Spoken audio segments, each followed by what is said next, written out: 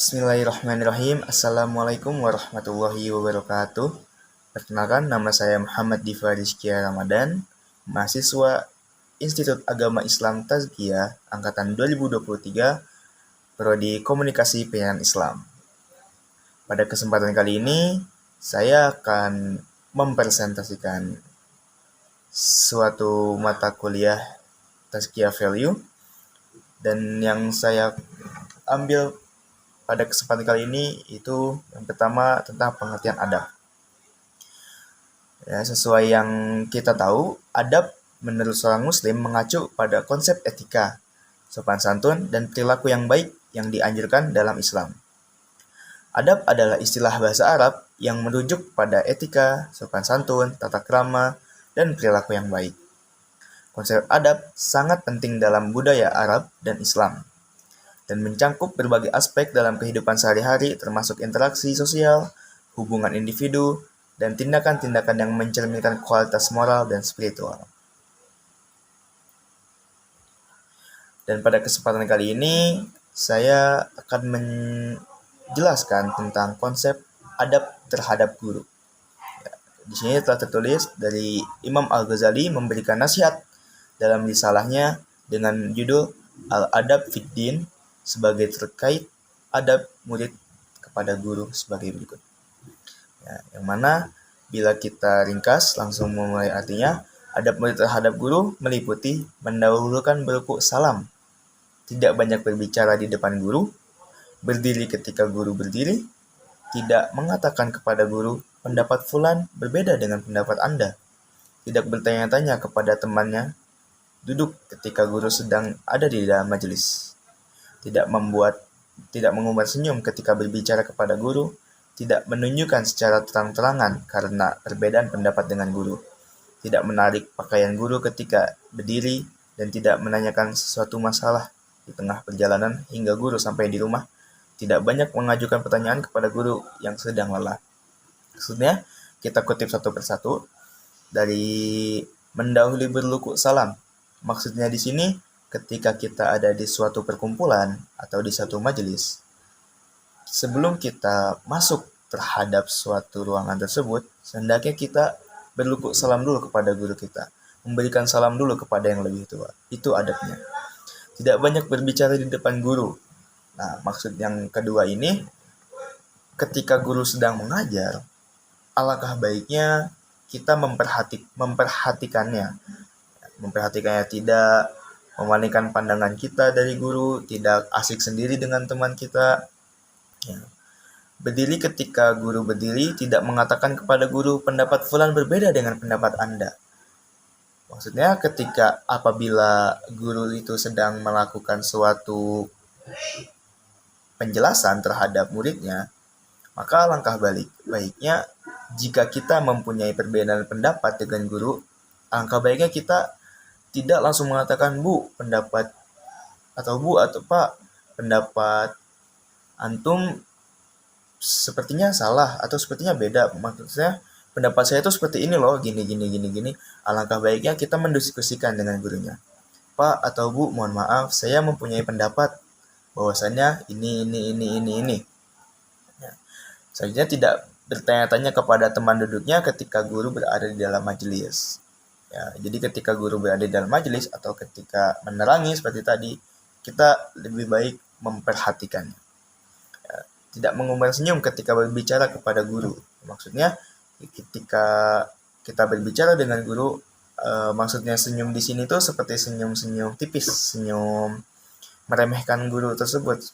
Contohnya, oh udah tahu nih pelajaran ini tuh kayak gimana, seperti itu. Selanjutnya,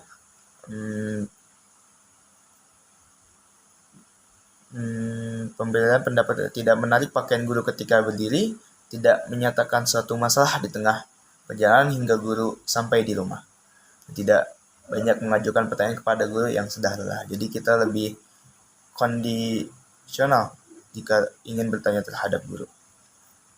Dan selanjutnya di sini ada suatu pepatah atau kata-kata mutiara yang biasa anak pondok itu sebut mahfuzat.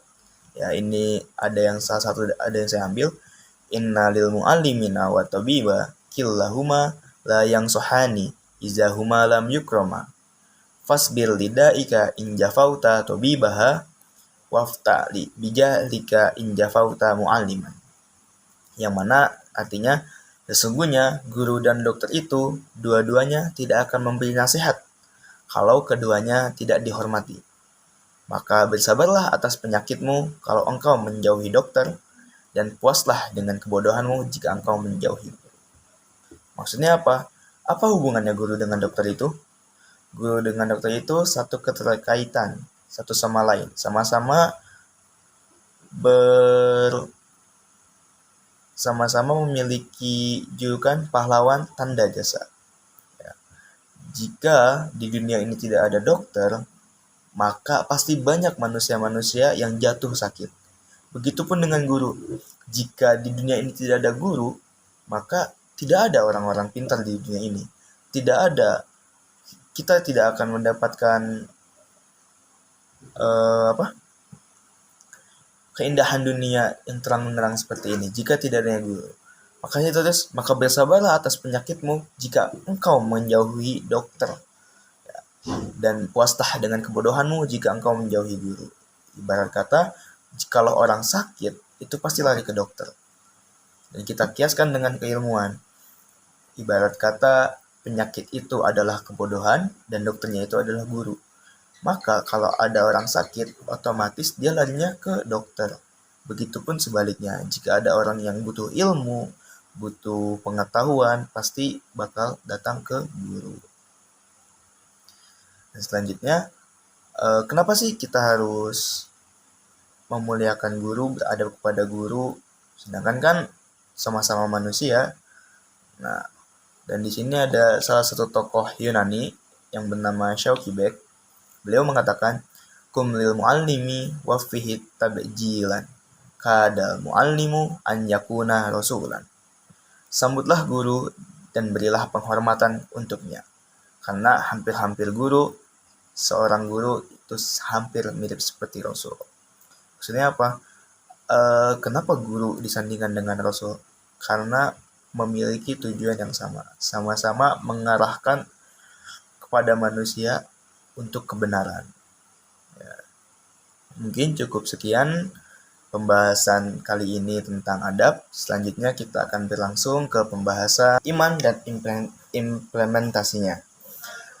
Yang sudah kita tahu, iman adalah keyakinan yang kuat dalam hati yang menghubungkan manusia dengan Allah. Dan iman juga memiliki definisi, yaitu keimanan adalah keyakinan yang mendalam pada ajaran agama Islam dan segala sesuatu yang berkaitan dengan Allah dan Rasul-Nya. Iman juga menjadi rukun agama kita, agama Islam, yang mana rukun iman terdiri atas 6 pilar yang harus diyakini oleh setiap muslim. Yang pertama ada iman kepada Allah, iman kepada malaikat Allah, iman kepada kitab-kitab Allah, iman kepada Rasul-Nya, pada hari akhir, dan iman kepada takdir. Yang mana dibagi dua, takdir itu ada takdir baik dan takdir buruk. Membicarakan implementasi rukun iman, itu terbagi menjadi 3 bagian. Yang pertama ada sholat 5 waktu, yang mana melaksanakan sholat ini wajib, ya, ada wajib dan ada sunnah sebagai bentuk pengakuan dan pengabdian kita kepada Allah. Jadi, jikalau kita ingin membedakan antara umat muslim dan kafir, itu dari sholatnya. Karena mengapa? Karena kita mengabdikan diri kepada Yang Maha Kuasa, membentuk pengakuan kita bahwasanya kita adalah hamba yang lemah. Kita perlu berdoa, kita perlu yang namanya bimbingan dari Yang Maha Kuasa. Maka cara seorang muslim itu untuk berkomunikasi dengan penciptanya melalui dengan salah satunya sholat. Yang kedua itu berpuasa Ramadan. Berpuasa ini untuk melaksanakan sebagai pengadilan diri, pengendalian diri, dan mendekatkan diri kepada Allah Subhanahu wa Ta'ala. Selanjutnya itu zakat, yang menyalurkan sebagian harta untuk membantu yang membutuhkan dan memberikan kesempatan kepada orang lain untuk merasakan keadilan. kewajiban kita dalam menerapkan iman. Kita sebagai pelajar, sebagai mahasiswa itu harus, ya yang namanya kita pelajar, berarti otomatis kita harus belajar. Maksudnya, kenapa belajar itu menjadi kewajiban dalam menerapkan iman? Karena dalam belajar itu, kita mendidik diri kita dengan pengetahuan agama untuk memperkuat iman dan meningkatkan pemahaman kita tentang kehidupan spiritual. Selanjutnya tentang bersyukur. Kenapa kita harus bersyukur? Karena untuk menghargai nikmat yang telah diberikan oleh Allah Subhanahu wa taala kepada kita dan menjalani hidup dengan rasa penuh syukur. Ya, jadi kalau misalkan kita tidak bersyukur atas apa yang kita telah diberikan oleh Allah Subhanahu wa taala, kita merasa hati ini tidak tenang. Kita merasa ada aja kekurangan, merasa nggak puas seperti itu. Dan yang terakhir, berdoa. Ya, karena doa itu menghidupkan hubungan dengan Allah dan memohon petunjuk serta perlindungannya setiap langkah kehidupan. Jadi ada juga yang mengatakan kekuatannya orang mukmin itu ialah doa. Ya, selanjutnya gimana sih kita nyiriin orang-orang yang beriman itu? Orang beriman itu terbagi menjadi 3 golongan. Ada yang bernama taklid, ada yang tawakal, ada juga toleransi. Taklid, apa itu taklid? Taklid merupakan mereka yang mengikuti tuntunan agama dan keyakinan yang teguh dan penuh penghayatan.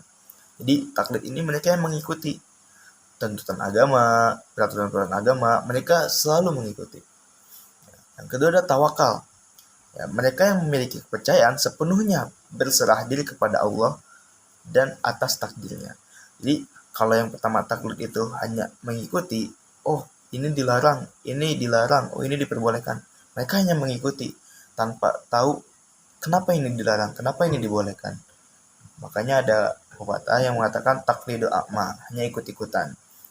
Dan yang ini tawakal ini, maksudnya tawakal tuh kita udah percaya sepenuhnya kepada Allah, percaya takdir kita ditentukan oleh Allah, maka kita maupun ada rintangan, ada kesulitan, ada kesusahan, kita terus saja berjalan. Dan yang terakhir itu toleransi. Toleransi mereka yang menghargai perbedaan dan hidup dengan rukun dengan sesama umat manusia, terlebih lagi sesama muslim. Jadi maksudnya ini seperti rukun. Ya, rukun karena kita ini makhluk sosial yang mana tidak bisa hidup berindividual. Maka kita harus ada toleransi karena tidak semua yang hidup di muka bumi ini beragama muslim. Ada juga yang muslim. Seperti itu. Tetapi ada hambatan-hambatan yang dalam kehidupan kita untuk mengimplementasikan iman. Yang pertama itu ada hawa dan nafsu. Maksudnya apa? Nafsu dapat menghalangi manusia dalam melaksanakan kewajiban dan menjauhkan diri dari kebaikan. Jadi kita sebagai manusia harus bisa pintar-pintar mengontrol diri kita dari hawa dan nafsu kita. Siapa sih yang menggoda hawa nafsu kita? Ini masuk yang kedua, godaan syaitan. Setan berupaya menggoda manusia agar melakukan dosa dan menjauhkan diri dari Allah.